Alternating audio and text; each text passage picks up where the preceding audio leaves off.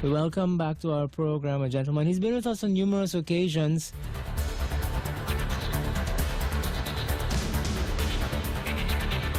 Well known for his views and expressing those views in a manner that some people like, some people don't like.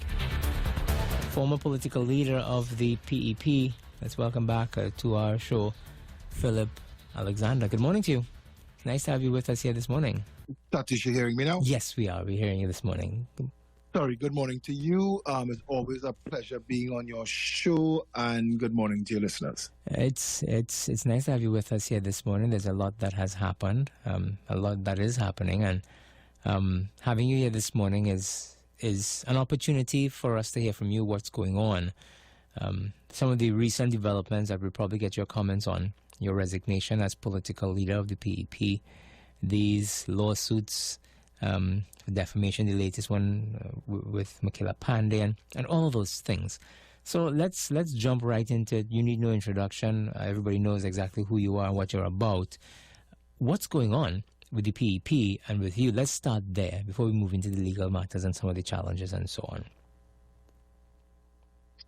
Well, the Progressive Empowerment Party continues. There are three deputy political leaders, Lima McLeod Wilkinson, Akil Camps, Marissa Prasad Pabu. They are working together under the guidance of the chairman, Felicia Holder, who's very seasoned in the politics now.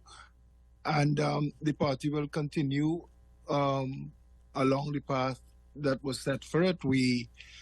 We created a party that was strong champions for all the people, for leveling the playing field, for policies over Bacchanal. We've accomplished a lot not having office. And I think that they will commit to continuing that. And I told them, I'll remain a member as long as the party remains true to its ideals. But I believe in them. I believe in them as people. I've worked with all of them for all of these years, and I trust that they have the party and the country's interests at heart. With regards to me, I think that I've looked at how hard I've worked.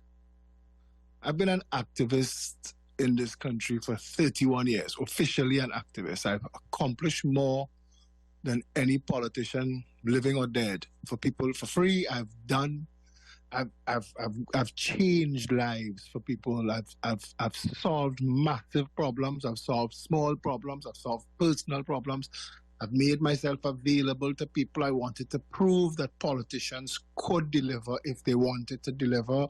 I wanted to prove that not having office shouldn't be an obstacle to delivering to people. I wanted to give people an option, and I think I did that.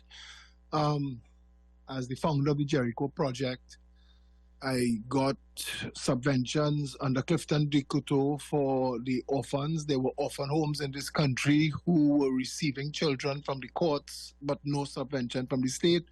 I got subventions for the orphan homes. Through the Akil Chambers Justice for Children March, we forced the government to take the languishing Children's Authority bill and pass it into law and set up a Children's Authority. We kept marching every year until it was properly functional, and we etched Akil Chambers' name into Trinidad's history. It will be forever aligned. That dark and demonic act will be forever attached to the name Trinidad and Tobago, and our failure, the failure of our justice system, the failure of our courts. And I want to start there. The failure of our courts to bring two grown men to justice who raped and buggered a little 11-year-old boy to death, whose body couldn't be found 6 o'clock in the evening, 7 o'clock in the evening, but it could have been found in the morning in the same pool the children were in, and all of that, and everything that came with that. I want to start there. I could go back to Gene Miles. I could go back to the Carney Racing Complex, and the fact that the United States Treasury Department has a law, an anti-corruption law based on their experience in Trinidad. I could go back today. I could talk about the fact that our justice system is completely failed and collapsed. We don't want to talk about that because the government doesn't know what to do about it. So they are leaving it alone to collapse as much as it can. Our remand yard, what is going on in our remand yard is such a human rights atrocity. The world went to war for less. We have people languishing in jail for years and decades. We believe that we hear people talk, we hear politicians talk, the police corrupt, but the police put you on a charge and put you in the jail and you're poor, your mother can't get the money to get a lawyer or your bail. You could spend 10 times the length of time that you could get for whatever crime they accuse you of in remand yard suffering. Trinidad has failed itself. $3 trillion is the estimate. But people in the oil industry from around the world have told me Trinidad has had between $12 and $30 trillion pass through its orbit that we should have as oil and gas. We had more money than Dubai. We are the only country in the world that had 2 oil booms.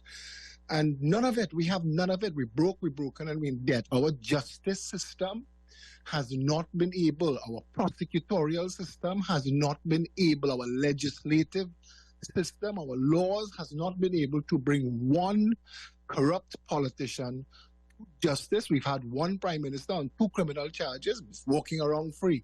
We've never been able to bring a single corrupt politician to justice, despite the fact that from Eric Williams to now, every single government we have ever had have collapsed in massive allegations of corruption. We have a rogues gallery of names that you could say, that I could say, but I'm afraid to say anymore because they will sue me. They won't sue nobody else. They'll sue me. I'll get 10 lawsuits. Nobody else. People who sue me never sue nobody else. But they'll sue me because the deep state in Trinidad and Tobago realized that Phillip Edward Alexander was a strong and powerful voice against all of it. Hundreds of millions of dollars of cocaine have found its way to places around the world. Vietnam, Spain, Norfolk, Virginia, Canada. We find $600 million worth of cocaine in the 80s or the 90s on Monas. That's the equivalent of billions of dollars of cocaine. Who went to jail? Some little fellas from John Street in Cocorite. And if you don't know what John Street in Cocorite is, the John Street I know is a set of little houses built with plywood leaned up against each other. And all these fellas together, if you put all of them in a basket and you weigh them, you couldn't sell them for $1 million. But for $600 million, they went to jail. The island, the home, everything, nothing, nobody else. And all of this is us, our legacy as a country. All of that I just said. We're talking crime talks. We're talking about these little fellas posing with AR-15s. The gun worth more than their house. It worth more than their family. Who put the gun in their hand, who import the gun, who went to America, bring it, who let it into Trinidad, who ship it. None of those things make the conversation. We talk cockroach crime talk. We talk that plenty. Lock them up, lock them out, shoot them on sight, all of that nonsense.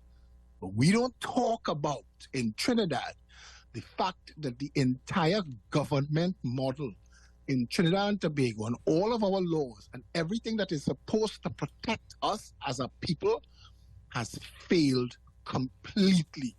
And I literally threw myself into the works like a spanner to stop it. I tried. I didn't come into politics like others to link up and get a work. I've demonstrated my ability. People know.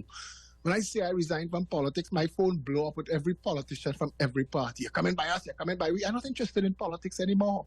I didn't get into politics to get an office. We have a country where the prime minister is rushing to get us to compete. And he said that we need to be digital to compete. They're hacking our whole institution of state at will. But they're telling us that going digital will be safer. I want to tell Trinidad today on your show because I've turned down other media interviews. I've come on your show because you've always been a fair host. And between yourself and Marlon Hopkinson, I think I'll get an opportunity to say what I need to say. And I want Trinidad to know that we are already cashless and we could already be as digital as we want to be without throwing the cash away. What the cash represents is freedom to go out and buy doubles, or to give somebody a $5 outside who begging, or to make a decision to start up a business that you don't want nobody to know about. You do your own little side hustle. We need cash for that. We don't need the state inside our wallet. We are as cashless. If you want it, Rowley said he's afraid of ATMs. He doesn't use ATMs. I do a lot of business online transfers and plenty of money. If you didn't want to touch cash from today, you could. You could bring in digital wallets and add it to the cash. What is behind the zeal to get rid of the cash? Sorry, you go ahead. There are a number of things that we can deal with, but I wanted to leave that for the people to think about as I leave, because if they allow Trinidad to go cashless, I think that that's the end of the democracy, because all of your rights can be taken away at the literal stroke of a key on a computer. You could disappear financially. All of your net worth and everything they control what you do, who you can do it with, who gets money, who doesn't. I mean, right now, they control who gets foreign exchange. People have been driven out of business. You're not connected to government. You're not getting foreign exchange. You could cry blood. You say what you want. There's nobody to go to report. Who are you going to report? The Minister of Finance, Central Bank Governor, the Prime Minister, to who? God? Who are you going to? In a country where the justice system that was supposed to protect us from all of that failed us dramatically. And I was the only politician that has been talking about the conditions in the jails, or the fact that so many people, Vernon de Lima told me there are people on charge for murder in this country that will not see the inside of a court for 20, 30, 40 years. A charge is not conviction. We have a lot of people who get charged who are not guilty. Why would you have a system so badly, our penal system, our judicial system, our law enforcement, it's all failed. Well, it's all failed. Okay, you've outlined a number of issues that as a nation confronted us over the years and continues to confront us, and there are some things that people talk about, some things people don't talk about. Quite frankly, I think we have a population that does not know what it needs, much less what it wants when it comes to making national decisions. But you as an individual, you've outlined several things over the years that you think are important. And interestingly enough, if you look at social media, you look at all these other lives and everything else that you do, you have a significant amount of support on social media, and with people who say that they support your ideas and they support the positions that you take. And some people have said that as a politician, you are doing things and approaching things in a manner that other politicians have not done, we've not seen over the years. That unfortunately, it didn't translate in the kind of the support that I'm assuming that you would have wanted for you and your party and everything else, for whatever reason, because maybe we're too mired in the UNC and PNM and we're afraid to go anywhere else and that kind of thing. But your decision this time around to resign as political leader of the party is more significant now than the other times. And I'll tell you why I'm of that opinion, and we'll probably discuss it and invite some calls as well. If you are to fix some of the things that are as bad as you've made them out to be, and I don't think anybody can argue with what you are saying, while you have been able to achieve some things without office, there are some things you just cannot change unless you are in office. And that's a sad reality because of the way our politics is designed.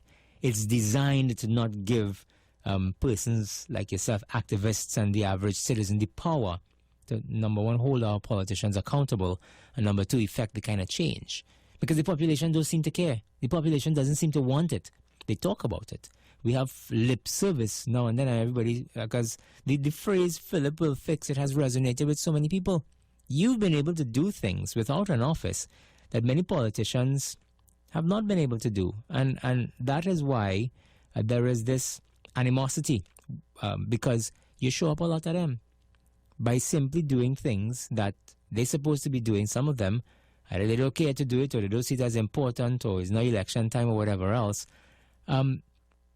But we live in a society where... But it's not just them, Satish. Mm-hmm. And I don't mean to cut you. But it's not the politicians. I'll quote Bastio Pandey when he said politicians could not be corrupt if businessmen were not corrupt. Mm. We have what I coined a term, the contract mafia.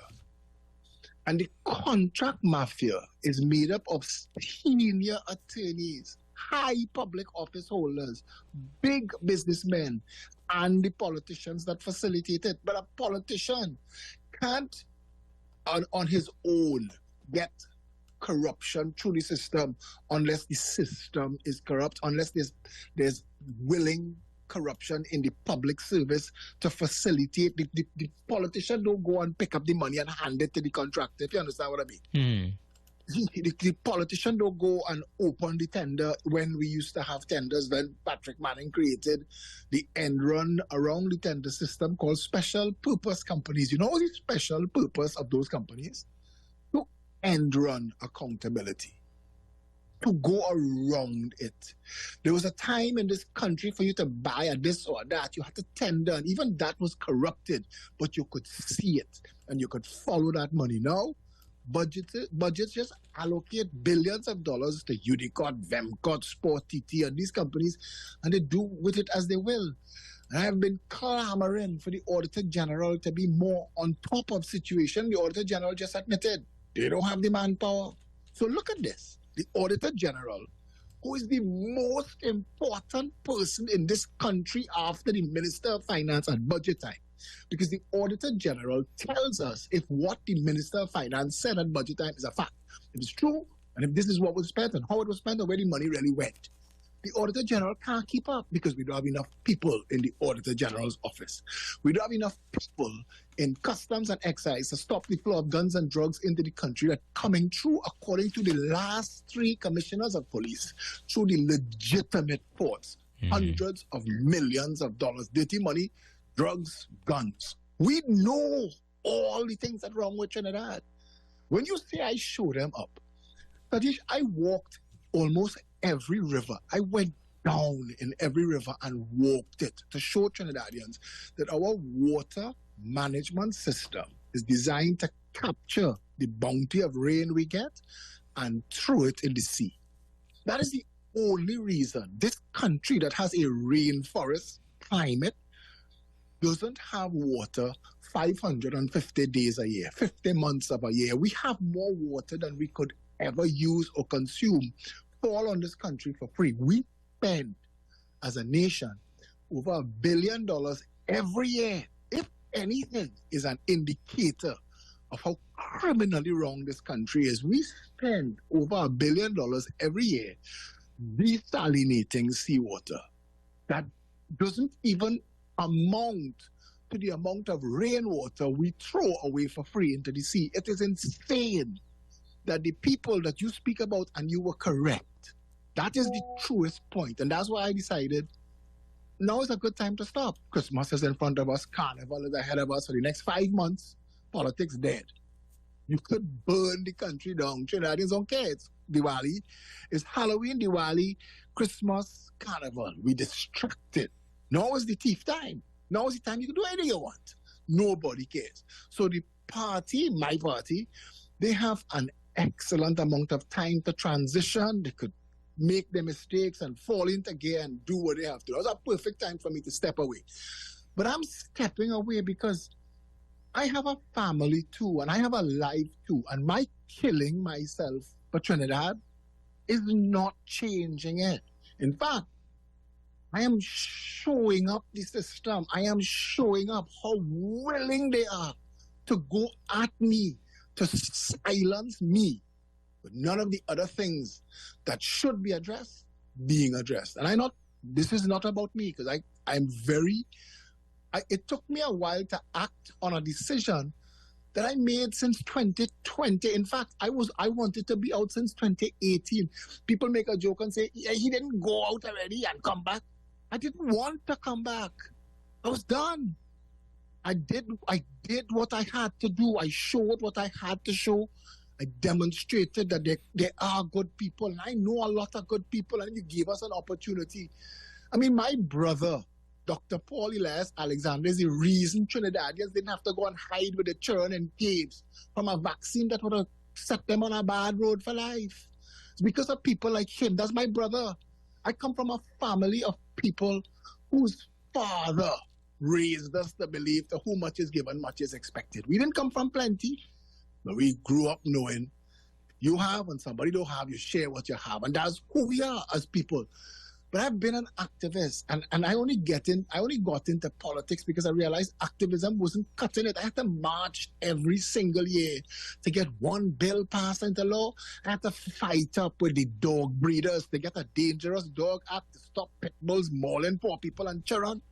I remember when this mother, on Mother's Day, going to work as a security guard, 7 pit bulls ripped her life from her. And we just move on, Trinidadians, and you're correct. Trinidadians just move on, blissfully ignorant. Water is only a problem to Trinidadians when their pipe dry. If somebody else pipe dry, we don't care.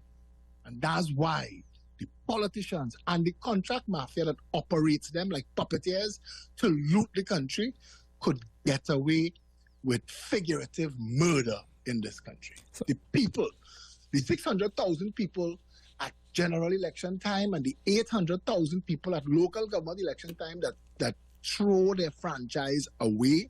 Because you could tell me what you want about the sycophants, and you could tell me what you want about the people who take the jersey and the $500. You know what? At least they're showing up. Show up. It doesn't take much to bathe and dress and go out in the morning and vote, because voting is the last chance we have of getting a better life. We sit down home and we complain and we make memes and we make jokes. Everything for Trinidadians is a joke. But one day, what it is, laugh till cry starts. No. Trinidadians will realize what we had. I'll tell you this. What we lost. You know, it's... I've seen the comments, and I've been looking on at how people have been treating some of the developments. And it's a sad day when as a nation we can't appreciate. There's good and there's bad in everyone. Sometimes good people do bad things. Don't make them bad people. It just makes them human. And there are times as well when we need to evaluate a person on an overall scale, and not just necessarily based on an incident or two. Because in the back of my mind, while I've been looking at some of the comments that people make, and you really had to wonder what some people think when they make comments. But had it not been for you, this incident with the Paria divers and LMCS divers and all of that kind of thing would not have gotten the kind of attention that it did. We would have gotten none at all. Satish would have gotten none at all. No, you're correct. The man who burnt to death in Nekwan, what's his name? Nobody knows. Exactly. Nobody knows. Nobody knows the man who lost his leg in Paria weeks before, the same place. Mm-hmm. Nobody knows. It is when you shine a light, and I have a powerful light, and I have a powerful voice. And I'm not saying that to boast. It takes a lot. But what happens? What happens to this light now? Because whether you like it or not, you served a purpose that people liked you for, some people hated you for, some people couldn't care less about. But the purpose that you serve, that activism, that consistent drive to highlight things that you thought needed to be highlighted, is the public now not going to get that anymore from you? And do you think your party, anyone in your party, can take up that mantle? I cannot say that I will go completely silent. I am worried about this cashless thing. And I'm also worried about the condition of our justice system and how the administration of justice works in this country. And I've already started speaking to lawyers to guide me, to guide the process. I think that we need something like a class action lawsuit against the state on behalf of people who are in the system. The system doesn't work well in Trinidad, you know. Mm-hmm. There's a lot of stuff that you'll find out, and we can't do it in this one show. No. But the system is a money game more than anything else. You run out of money in justice, you run out of justice, you know. That's what goes on with the people in Remand. Yeah, they run out of money, so they run out of justice. No, you're right, because I recently had some discussions with someone about legal matters. And if you can't pay lawyers' fees, you're in real trouble, you know. Let me tell you something. I have been fighting 10 lawsuits, and I say that, and I astonish myself that exists, because the defamation statute is so ridiculous. I could sue you today, and if I have big enough lawyers, that we could take apart the I and the S from the word is and make that a whole case by itself. It's ridiculous. But I'll tell you this. And my lawyers could write you and say, listen, we can make this case go away. Pay $50,000 and be done. That is extortion, you know. That is what that is. That is extortion. I have had, and I don't want to say too much now because we are going to be dealing with this, and all of this have to come into the public space. We've given judges the rights of kings. We need judges to answer to the public that pays their salaries. The way the justice system is set up, it is insular and it's insulated. You can't get inside there to examine, and it needs to be examined. There are very good lawyers in this country who, if you had a joint select committee or a commission of inquiry into the administration of justice, and you know who shone a light on that for us? Andrea Barrett. Andrea Barrett, she shone such a bright light on the justice system, the administration of justice, because two things came out of the Andrea Barrett matter when we were running the candlelight movement, and we found out that there was a strong allegation of corruption in the court with land and deeds and bail, and whether that is true or not, it warranted an investigation.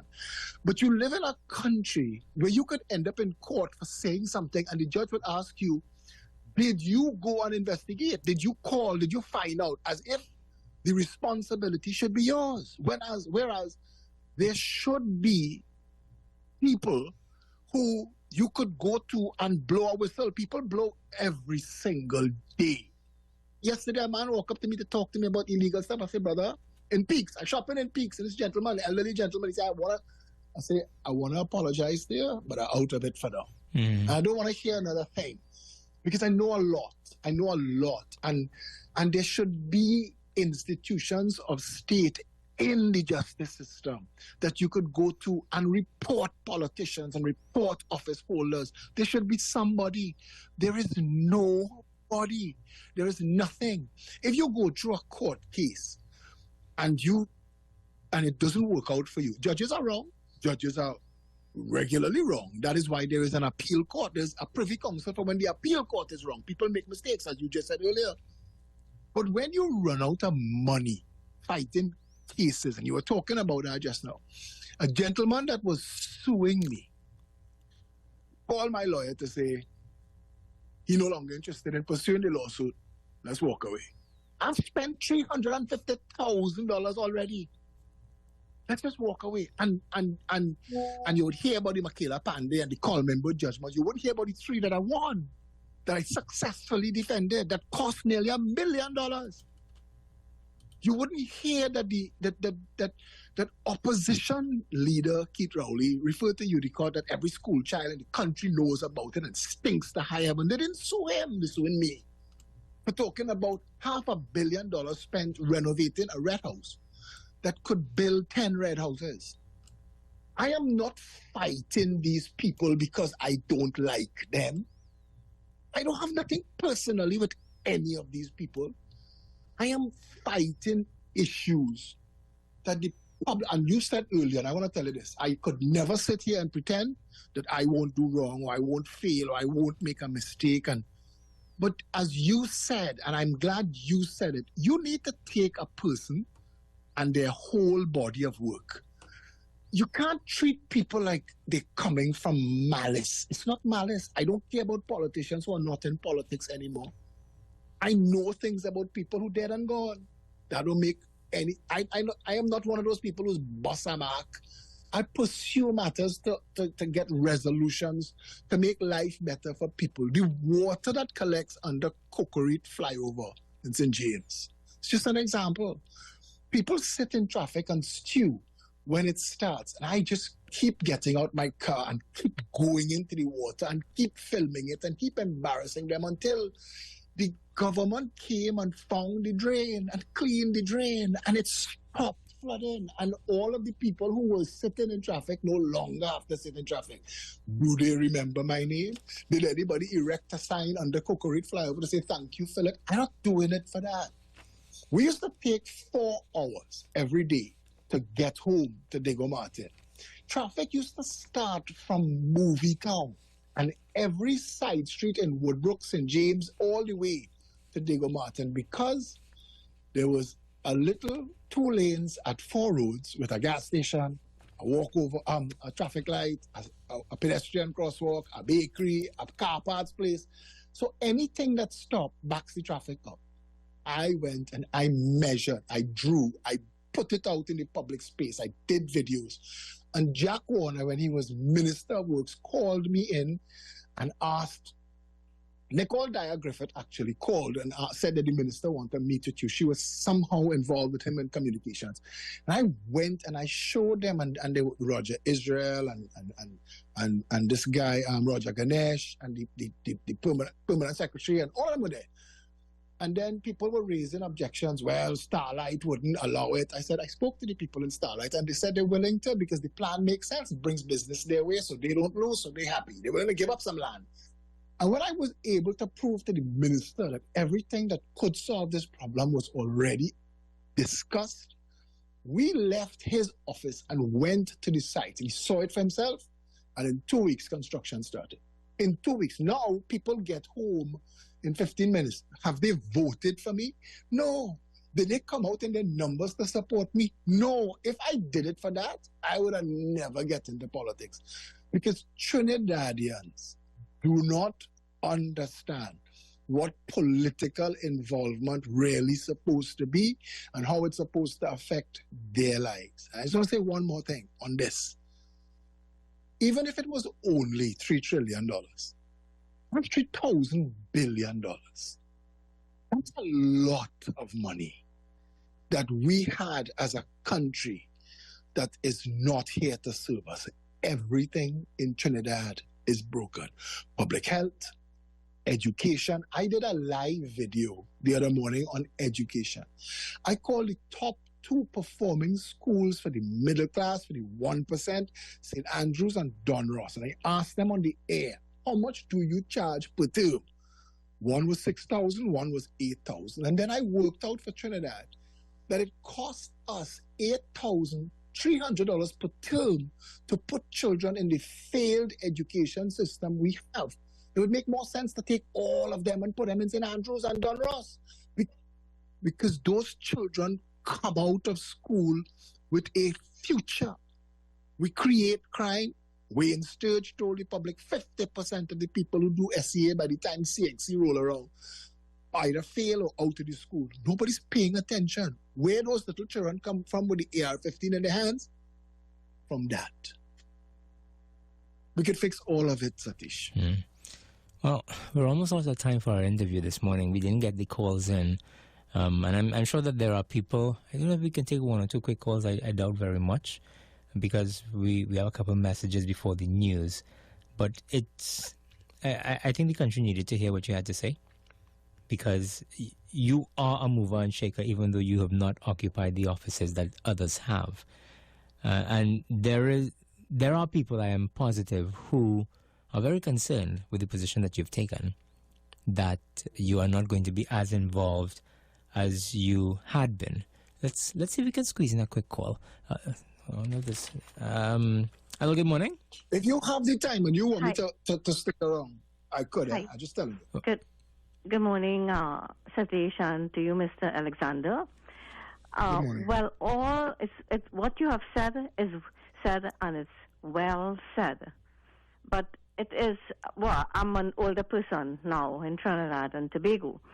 And it sounds like what you're saying, it sounds like a dream far away for the people of Trinidad and Tobago. Now, we have to face a reality that there are 2 main political bodies. And in order for us to keep the fight, as all the good things you have said, we just have to go with the one that we think will do the best, because nothing is perfect. I wish Trinidad and Tobago would have gotten all those things you wanted to, but we need to get that strong one. It's just two political parties, you know, and I know that you would not attach yourself to any other party, but we have to face a reality, and that's the reality. Thank you. Ma'am, hello. Oh, she's gone. She's gone. You see, I just want to say, Satish, and I respect everything she says. You could hear the resignation in her voice. But why must we only have two parties and they're divided by race? And what she needs to understand when she comes off that call is that there are people who support the side that she doesn't support racially, that doesn't care about her opinion. And that is why it will continue to break until they and her both issues. Don't resign yourself to say that we only have two parties. We should have 200. The more the merrier. That is what democracy is, the voice of the people. But we don't have that because our people are being politically lazy and irresponsible. We need to take a couple messages to take us up to the news. We'll push the you said that you have the time. I have another interview that's scheduled at 7:20, but we'll push that to 7:30 and take you until 7:30 because I would like very much. I'd like very much to hear from the public what they have to say on these developments. And I'm sure that there are people who would have questions and so on. So our interview with Phillip Alexander will continue until 7:30 this morning after our news and our poll. We'll be taking more of your calls because as I can see from the phone lines, there are people who definitely want to speak with you. So we'll indulge those calls just after the poll this morning. As we said before the news, we do continue with our interview with Phillip Alexander for a bit until 7:30 this morning, and our other interview will start at 7:30. So let's as we resume invite our callers to be a part of the show because there were a number of persons trying to get through before we went to the news. This is your opportunity to converse with Mr. Alexander, ask him whatever you want to ask him, make whatever comments you want to make as well. Let's see who we have with us. Hello, good morning. Hi, good morning. Good morning. Mr. Alexander, how are you? I'm good, thank you. Good morning. All right. This is our caller from someone's been following you for a good while now, right? Now, I must say, I'm happy with all the work that you have done so far. You're someone who has brought light to the darkness that is called politics in Trinidad and Tobago. You have shown us the government where they have gone wrong, the past governments where they have gone wrong, where they could do better. I mean, we know what it is, right? We understand what it is. I mean, if even you yourself have made mistakes, for example, or preparing too last minute for local elections, because I know your was focusing on general, and that was your main thing, because they don't believe, and I myself don't believe that local government is anything substantial, right?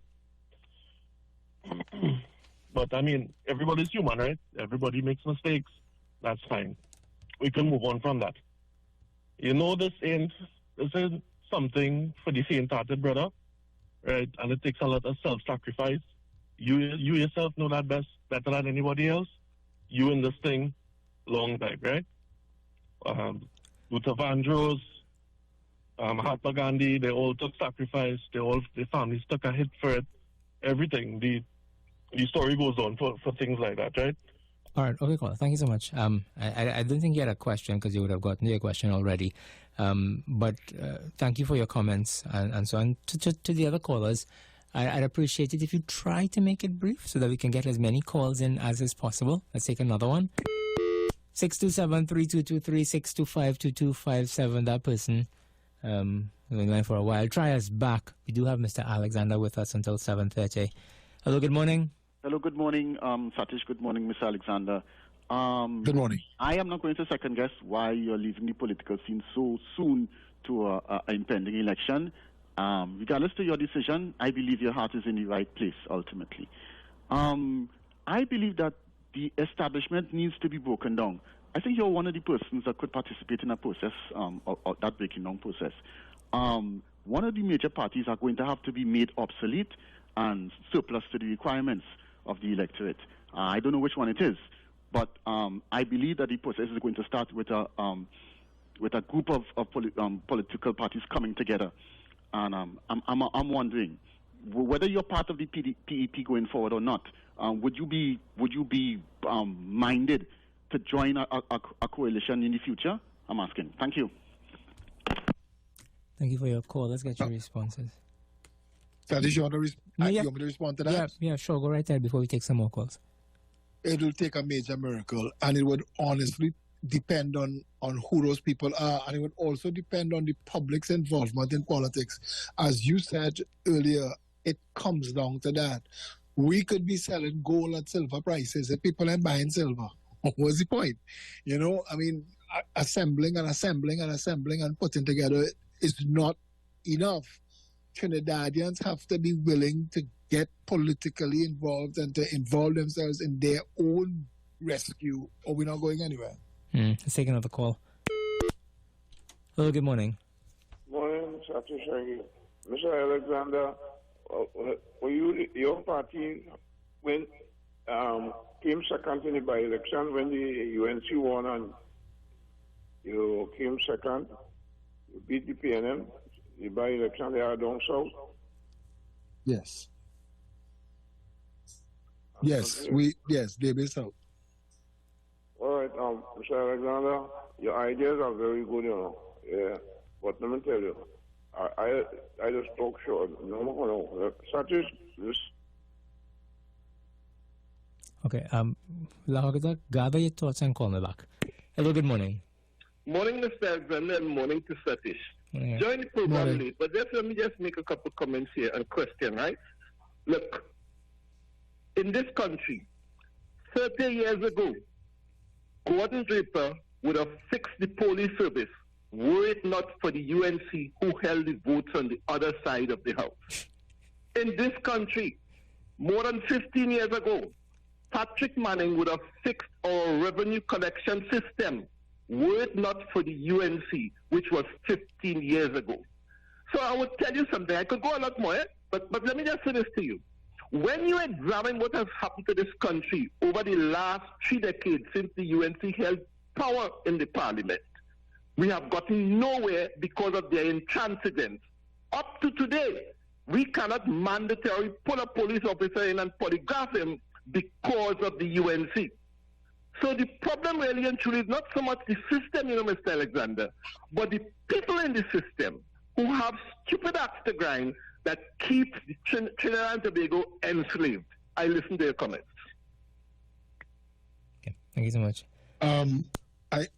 I don't know if this is another person who sees politics through the narrow lens of PNM UNC, and if you open the lines long enough, a UNC caller would call in and give them all the reasons why the PNM failed, and that is where we stuck. We're stuck spinning our wheels, talking about you thief more, you thief less, you fail this, you feel that. $3 trillion gone.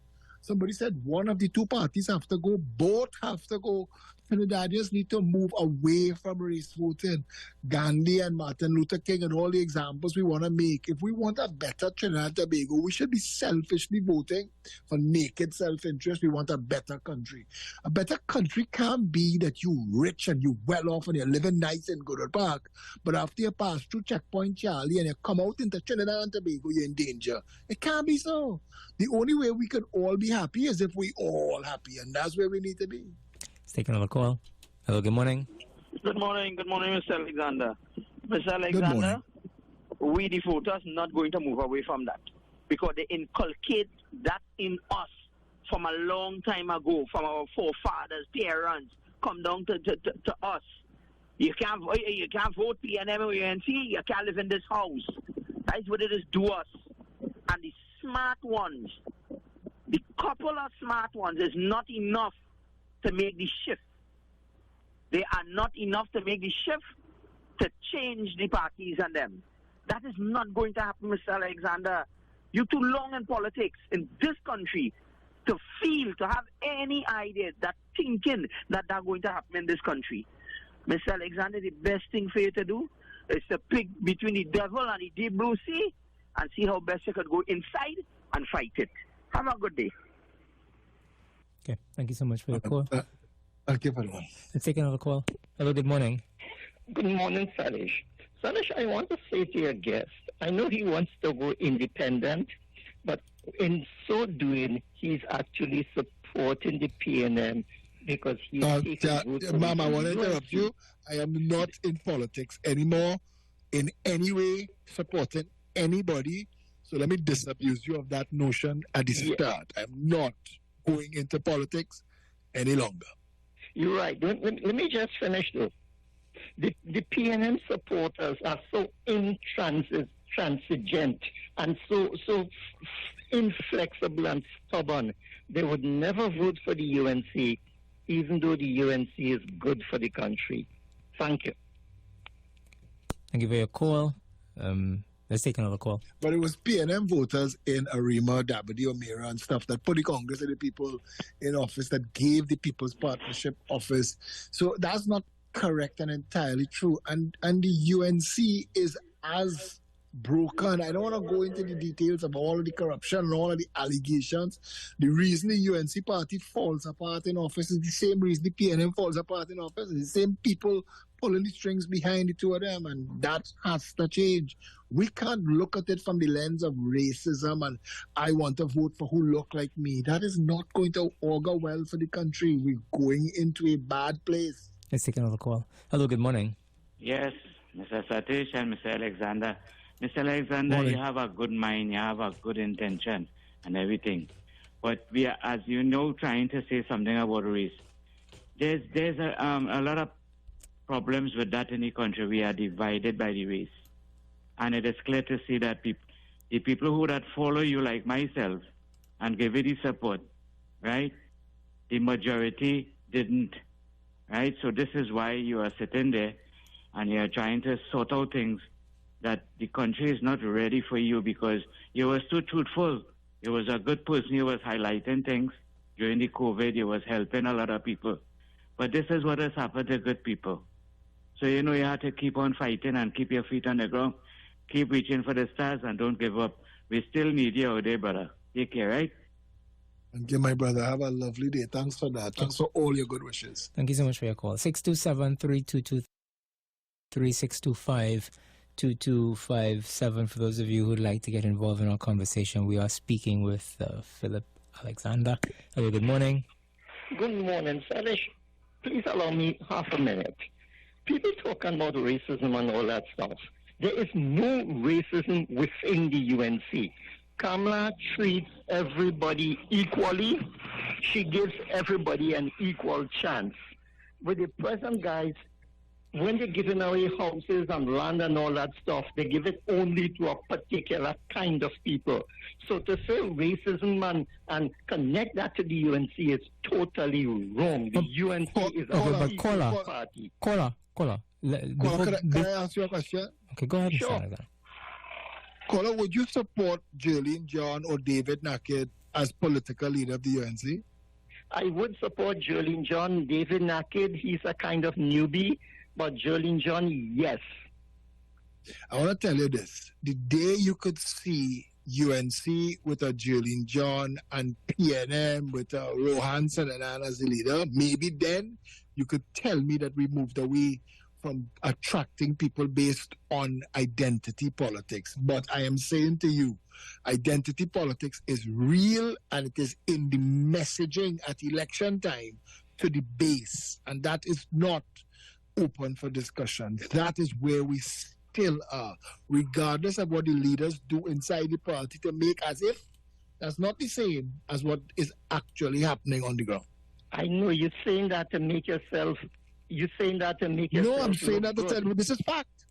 I am telling you, there is no racism within the UNC. I look at all their policies. I look at everything. Hello?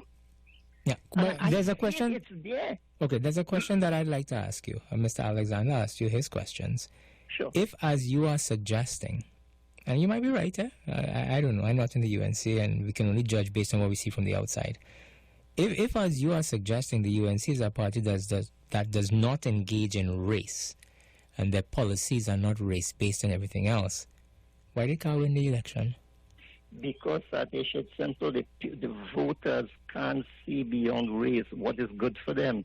I mean, even if they know before that they would be 10 times better off with the UNC, a lot of the voters will still go for PNM. So you can't vote you can't blame the UNC for that. That is squarely on the PNM supporters. But Satish, East Indian voters outnumber people of African Well, I was now descent. about to ask that question because I hear that all the time. That PNM people this and PNM people that, but there's another question: why more people not voting against the PNM if that's your rationale? Because they benefit under the PNM. Most business people vote for the PNM. Most crooked people vote for the PNM. All the people that get free houses and everything vote for the PNM. People that unqualified and get jobs vote for the PNM for life.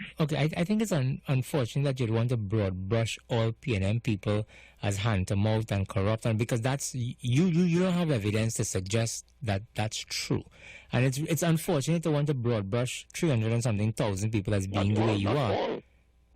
What I don't like, Satish, is that the conversation was reduced to you and I defending either side. At the end of the day, the reality is our past, our history. We could look at it and see it for what it is. Mm-hmm. Where is the evidence to the contrary? There's none. There's only appeals to race, demographics for election time, and until that could change. There's a guy who passed away a year or two ago, Brian Stone. Brian Stone was a strong UNC stalwart trying to chart a course for UNC in Diego Martin, in the three Diego Martins. He opened office, and I mean, the complete lack of support he got. Brian used to come and talk to me and say, boy, Phillip, I love the woman, I love Kamala, I'll do anything for Kamala. But we can't go nowhere because they're not thinking beyond the Caroni Bridge, and that is very instructive. Let's take another call. Hello, good morning. Hi, good morning. My problem is that why do we keep saying that the people? Now, when you compare the two parties, the UNC does always get the most amount of votes. So why are we saying the people not ready? If you're talking about people, you're talking about individuals, and they get the most amount of votes. Couva North, how much people vote in Couva North constituency and in Sentence East? There's a big difference. So they should change, the law needs to change. Is what the people want, the majority of the people. Right? And that's my problem. I think our voting system is bad. I think we need proportional representation because a lot of the smaller races get left out. And I also think that we should be voting a popular president. That's what we should be voting for. We should be copying the American model. Vote for a leader and then vote for a Congress. That makes sense. I have suggested that so many times on this program. And in doing that, you deal with the issue of voter pardon and all that kind of nonsense that we hear, and using houses to pard this place and all. If we move to that system, but which political party is going to put a measure in place that can work against them at some point in time? But exactly that. That's exactly it. Proportional representation is the death of the PNL. Proportional representation is the death of racial voting. Timothy Hammersmith, ex-Senate president, he and I have had multiple conversations on how to fix the political structure. And he suggested to me once, and it never even crossed my mind to think about that. He said, why 41 seats? Why not 300 seats? Because a seat represents 35,000 people. So you can dilute that further. You can say, okay, let a seat represent 10,000 people. So we get 160 seats. You know what I'm saying? But you have greater chance for deeper penetration into the actual representation. The person who just spoke about Couva, break up Couva into about 9 seats too. So that because they look at the map and they see the East-West corridor is a set of tiny seats because of how concentrated urban living is as opposed to agrarian society. But if we had a lot more seats in Trinidad and Tobago, and if we did default to proportional representation, we could get to a place where more people could make themselves available to serve, and maybe we could get some change that way. Let's take another call. Hi, good morning. Good morning, Satish, and good morning to Mr. Alexander, calling from Princeton. Mr. Alexander, blissful ignorance, yes, you're very, very correct. Notwithstanding, I want to thank you and acknowledge your effort to bring change to this country. But I need your opinion I mean, you are solution-oriented. Phillip will fix it, of course. But wouldn't you agree that to the core of our problems in this country is the Constitution itself? If we fix that Constitution and make it relevant to these modern times, etc., don't you believe that a lot of our problems and institutions and so on can be fixed? Thank you, Princess Town. Absolutely agree, Princess Town. And I want to tell you, it's not a lot of work to do. The Congress of the People that advocated for referendum, recall, fixed election date, and something else that I can't recall right now. But one of the things that we need is to separate the legislature from the executive so that we could have a parliament that is responsive to the management of the country. We could get up. If you had recall as law today, you could take steps to remove non-performing members of parliament. All of a sudden, all of the members of parliament would start to work. That is a very key law that we need to get to be able to fire non-performing members of parliament. That's what opposes the government. Taking a call. Hi, good morning. Our nation, Freedom 106.5, Mr. Satish, Mr. Phillip. A pleasant good morning to one and all. A brief contribution, as usual, with due respect to one and all. Mr. Philip Alexander, I truly believe that the time has come now, right, to form a new party. We need a new party now, a fresh party, fresh people, new people into politics. And as yourself, and even this gentleman next to you there, Mr. Satish, I believe with his experience, he could do good in politics too, you know. In the new party, and even people like Michaela and they all could come together with others and form a new party. The time has come now. There's a time and season for everything, and I believe this season has come for a new party in TNT. Thanks again for the opportunity. A good day to all. Thanks a lot. Satish, I want to tell you something, though. Your callers are always so polite. What is it about this show that attracts callers that are so polite? It's not like you're buffing them. No, it's because so I don't know why. It's because I demand from our callers that they are respectful and polite. But you're the most soft-spoken of all the hosts. It's not like you're buffing people or you're operating on a hammer. I just find that your callers and the people that call into your show are so polite. I don't think you need to be ghetto and rango tango to get your point across. I mean, there are times I guess you're proving that. There are times when I get that way as well because I get upset like everybody else, and sometimes the callers get upset, and we have a go at it, but we understand that we are respectful, and at the end of the day, no matter how much you disagree with anybody, people have their points of view, and you allow them to make their points of view unless it's obscene or offensive or whatever else, and I get me in trouble. But by and large, the listeners to this program, they bat in their crease. Because they know they can't behave how they want, because some of them is going to behave bad on other programs, which have nothing to do with me, quite frankly. Hello, good morning. Morning again, Mr. Alexander. You want some Rango Tango? Let me give you a Rango Tango. Before the election, before the local election, you said that all you're not joining and all you're going alone, and you come on the radio station and you said all you estimated, I can't remember, I don't know if you want to refresh my memory, all you estimated to win a couple local seats. Is that correct? We went into thinking we would win all. All right, you don't win all.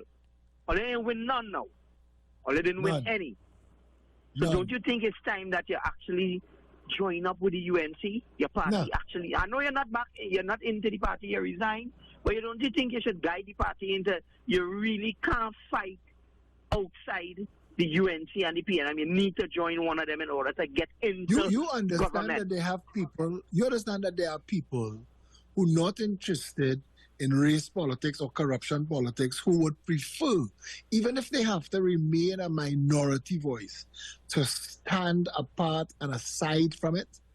We will never be interested in that. Not if we ever wanted office for office sake. You know how long we could have been in office? We want a better country. Well, Mr. Alexander, you wouldn't get into power with that. We wouldn't get a better country, and you're right. Not going as to long get as Trinidadians are willing into power. And politics is not just about that, but it is about getting into power to get into parliament to make the changes. Have a good day, Mr. Alexander. Thank you so much. Thank you, he's raising a point. that probably we need no, to... But how I wish that were true, though. I wish that were true, but the evidence to the contrary, the good people get into office and fall away. I could name people who got into office and left because they can't get nothing done, and then that's the reality. Well, we have glaring examples of how coalitions start off good but end bad. Correct. And I mean, the Pfizer-Bad Accord is a classic example of that, because I've always said that the discussions surrounded winning the election, but the discussions never surrounded governing together afterwards. Satish, we say what happens is they plan for the wedding, nobody plans for the marriage. That's the problem. Let's take another call. Hello, good morning. Hi, good morning, Satish, and good morning to you, Mr. Alexander. I know you just said, you're talking about racial politics and you talk about, corruption and so. But I, as a voter in the next general elections, I will be voting against crime. So whichever party that fights the crime, and I know which party it will be, I will not vote crime. Thank you very much. Thank you so much. The problem is the solution to crime is to fight poverty. The solution to crime is to rein in the banks. We have banks making billions of dollars on fees that is contributing to poverty. Poverty is the driver of crime in this country. And until politicians are willing to face that, or to disconnect themselves from the contract mafia, or to secure the borders against the drug traffickers, all of these things is what contribute to the crime. So if you say you're voting against crime, you have to vote for parties that have policies that deal with crime at the causative level and not just reacting to when the crime erupts. That's my position. That's my opinion. Let's take another call. Hello, good morning. Morning, Satish. And morning, Mr. Alexander. I admire your stand on certain issues. But I recommend, because it was reported in the paper, that you don't mind joining the PNM. There was a report in the paper that you said you wouldn't mind joining the PNM. So the point is that you have two parties, join the PNM or the UNC and try to put through your plans, Mr. Alexander. They're already established. So you can get a cohort in the party. In the PNM, you get a cohort, or in the UNC, and you push for your plans. Because you meet two ready-made parties. Right? And why don't you try that, Mr. Alexander? Thank you. Would you like to comment on that? Thanks. Yeah, thank you very much. But I'm sorry for interrupting to be adamant to tell you that no, I am not joining with any of those two parties, because that's the reason I end up in politics, because they exist. If I saw that there was an avenue through either of those parties to fix this country, and believe me, I've tried, I've been on the outside of political parties, I know all the politicians, I've tried to influence. Political parties, when they're not in office, are very open to your contributions, but let them vote them into office now and try. Let's take another call. Hello, good morning. Morning, Satish, and morning, Mr. Alexander again. It would seem to me in this country, if you vote for a party that gave $1 billion to the company that built the highway, you'll be voting against crime. If you vote for a party that gave $1 billion at the airport, you'll be voting against crime. If you vote for a party that managed life sport, you'll be voting against crime. But let me just say this to you, Mr. Alexander. The only way we can treat crime in this country is by making transformational changes. And those changes, since power, the Constitution decided, would be resident in the Parliament, could only be made in the Parliament.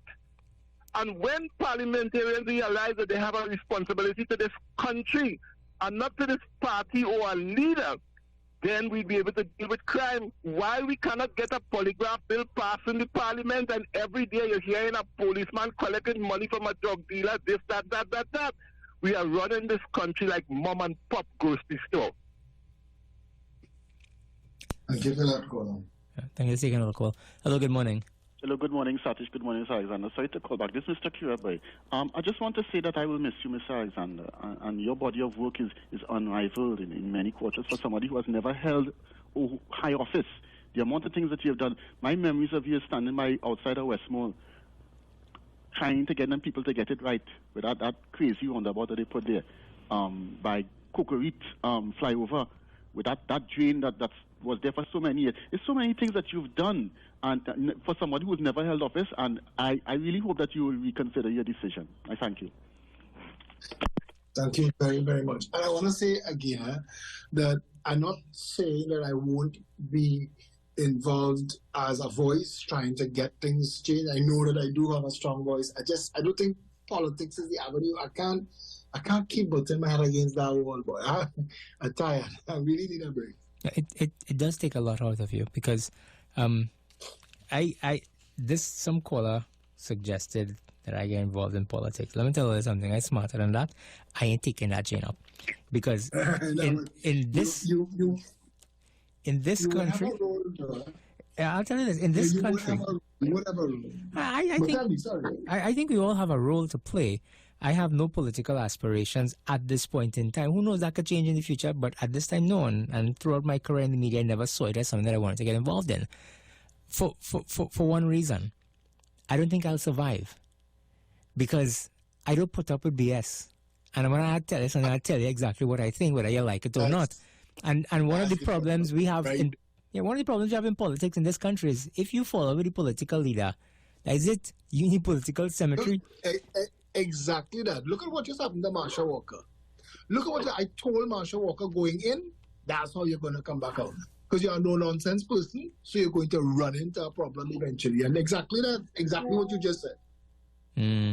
Let's take a couple more calls, because we have some messages to get to. But when we get back after those messages, we need to take the conversation to the next step.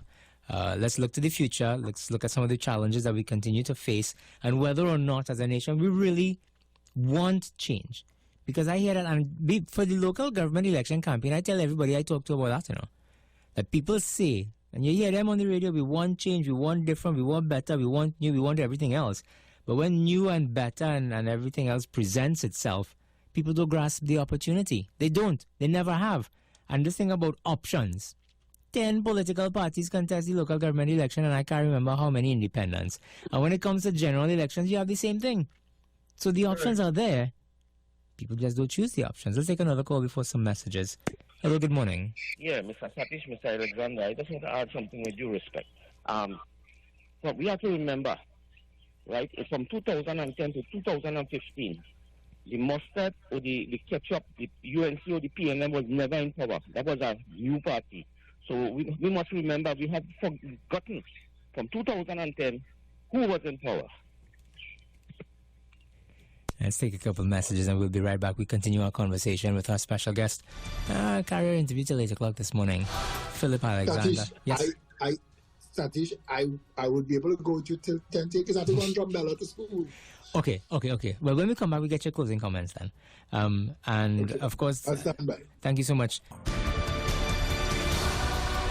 Welcome back. For much longer than we needed to this. Well, we intended to this morning, but there definitely is a lot of interest in you, in what happens to you, and what's going to happen moving forward. And I know that you're out of time because you do have other commitments. You have your family and everything else. And I can't begin to imagine the toll that has been placed on your family because of what you're involved in. That I know is another discussion for another day. But as we end our interview here this morning, some words of advice to the population on what they need to consider if they are serious about changing the way things are. Satish, I want to tell you, thank you so very, very, very much. If ever I wanted an exit interview, it would have been with you. Your show is the best show on the radio for politics, for proper political exchange. I want to say to Chantalego, we have to grow up as a people. That's what we have to do. We have to grow up. We can't be spoiled. We can't operate by tantrum. We have to operate by what is best for the country. We have to look around and face the reality. And if the reality is that both of these parties for all of these years failed us, one had more time than the other fine. But I mean, if somebody was going to do a proper job, you would have seen it. You would have seen water in your taps. You would have seen banking, financial service regulations. We need that so badly. That's one thing. We could talk a whole show just about that, about the 13% tax that the foreign exchange spread puts on the economy. That needs to be addressed. We need to address poverty. We need to address the way the budget is done. We need to address all of those things. We're not going to get that done if we vote in bacchanal and noise. I love my country. It is why I'm still here despite all of it. I love Trinidad and Tobago. It's where my family is. And I always said that my greatest dismay is if I ever have to consider living somewhere else. I love my country and I want a better Trinidad and Tobago. That's always what it's been for. Again, I want to thank you very much. I want to thank your listeners who, even though they disagree respectfully. And I like that. Yeah. I'll tell you this, I'm confident that we've not heard or seen the last of you. That's not in your nature. So I'm positive we'll have more conversations moving forward. I'm looking forward to more conversations on your show, sir. Thank you. Have a good day. And that, of course, where we drop the curtains on this interview with Phillip Alexander.